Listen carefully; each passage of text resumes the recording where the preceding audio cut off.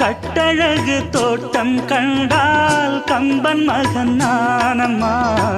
சிட்டு விழி சேதி சொன்னால் அந்த சுகம் தேனம்மா. பட்டம் விட்டு வாழும் வாழ்க்கை இன்று வந்து கூடுமோ? சட்டதிட்டம் ஏதும் இல்லா பிள்ளை குணம் ஆகுமோ?